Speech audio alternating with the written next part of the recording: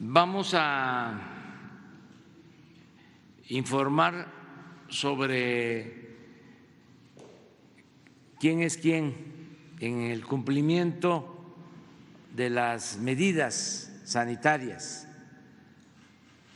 Acuérdense que se acordó, llegamos a ese acuerdo de que el lunes se iba a informar, como lo vamos a hacer, sobre qué empresas están cumpliendo, cuáles no lo están haciendo. De acuerdo al informe preliminar que se presentó en la mañana, es muy satisfactorio destacar que la mayoría de las empresas y de los comercios están cumpliendo y que son muy pocos, es un porcentaje menor los que no cumplen, pero espero que en estos días se pongan al corriente y que obedezcan las medidas que son por el bien de nuestro pueblo, por el bien de la nación y hasta por el bien de ellos mismos, porque si evitamos mayores contagios, vamos a resolver con menos tiempo la pandemia y vamos bien. Entonces, si no nos relajamos en disciplina, es decir, si cumplimos con las medidas, vamos a tener buenos resultados y esto nos va a beneficiar a todos.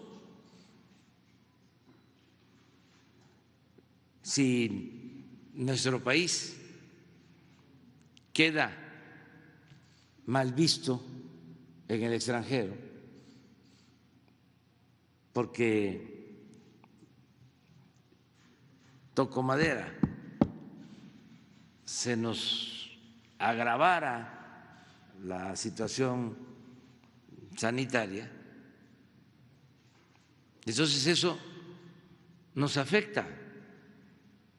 Nada más piense, por ejemplo, en el turismo.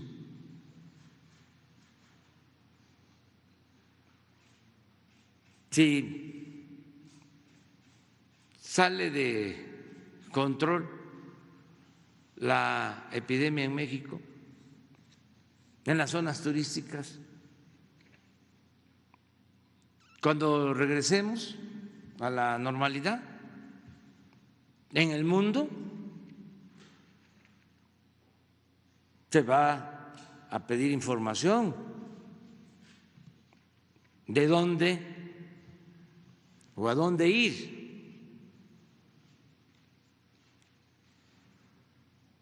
Entonces, es un esfuerzo, pero no es en vano.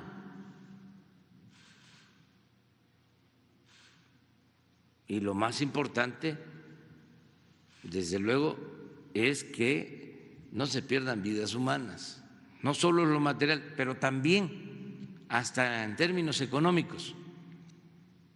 Nos conviene que se respeten las medidas porque se están obteniendo buenos resultados y si seguimos así, vamos a levantar la cuarentena y vamos a reactivar la economía y el daño económico va a ser menor.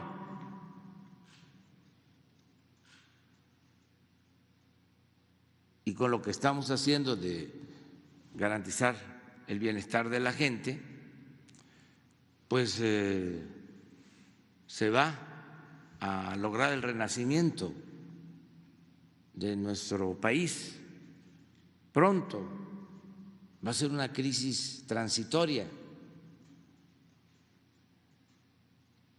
porque además ya nosotros no seguimos los parámetros, recomendaciones, recetas del neoliberalismo, y por eso llevamos ventaja. Imagínense si no vamos a llevar ventaja, que cuando había una crisis de esta, lo primero que se hacía era pedir dinero, pedir prestado, solicitar créditos para rescatar a los de arriba, y se le daba la espalda a los de abajo, al pueblo. Ahora no, ahora es distinto, y no se deja en el abandono tampoco a los de arriba, solo que se atiende a todos, se escucha a todos, se apoya a todos, pero se le da preferencia a la gente humilde, a los más pobres, porque todos somos iguales, o debemos de tener un trato igualitario. Y además, como siempre lo he dicho, la justicia es darle más al que tiene menos. No puede haber trato igual entre desiguales. Entonces, todo esto son ventajas. El que no haya corrupción. ¿Qué fue el Fobaproa? No solo fue un rescate financiero a los de arriba, no solo fue convertir las deudas privadas de unos cuantos en deuda pública, que eso nunca jamás se va a repetir. Y aprovecho para decirle a algunos que están pensando en esos modelos que no vamos a ceder,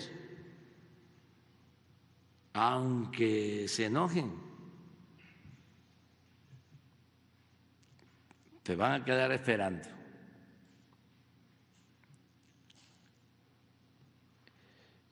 Aparte de que costaba muchísimo el rescate de los de arriba, Fobaproa como 19% del llamado Producto Interno Bruto. Todavía se está pagando. La verdad que nos afectó 2 décadas.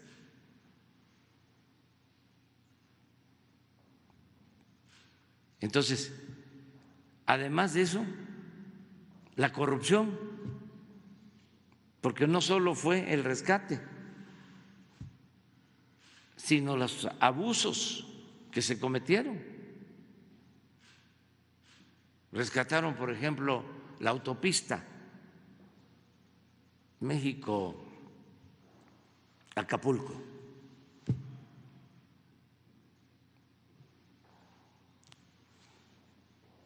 Millones de dólares. Pero además, los avalúos que hicieron los modificaron, los alteraron para pagar más, también miles de millones de pesos,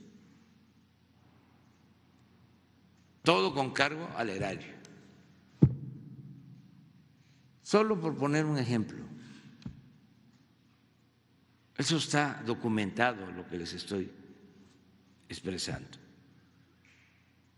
Entonces, no, ahora que el Banco de México ha decidido destinar unos fondos para apoyar a la pequeña, a la mediana empresa, Hay que tener también mucho cuidado que en efecto sea la pequeña y la mediana empresa. No vaya a ser para rescatar empresas que desde antes del coronavirus ya tenían problemas financieros. Mucho cuidado, porque el Banco de México es autónomo y debemos de respetar sus decisiones, pero sus reservas no son del Banco de México, ni siquiera son del gobierno, son de la nación. Y así,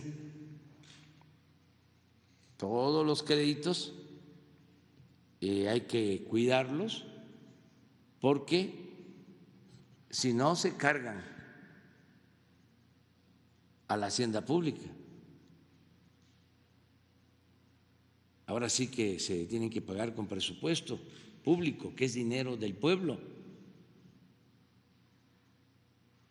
Y habría que debatir primero sobre a quién rescatar en el caso de que se usara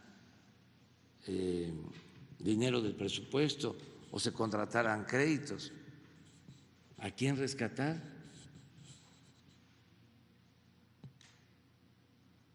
¿A las grandes corporaciones, los grandes bancos, o rescatar al pueblo? Es interesante el debate sobre esto. Ahí leí un documento de un grupo de personalidades que está planteando el que se regrese a las fórmulas anteriores.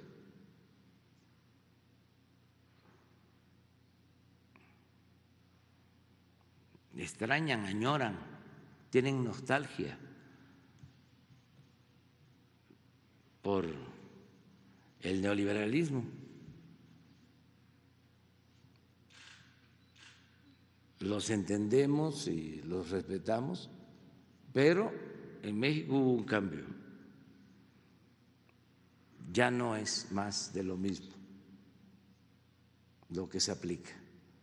Entonces, aclarar eso, y se van a dar a conocer los resultados de la supervisión que se hizo sobre empresas, comercios, con mucha objetividad, con mucho rigor. Más que la sanción económica, es el exhorto, el llamamiento a que se corrijan las malas prácticas por el bien de todos. Nada por la fuerza, todo por la razón y el derecho.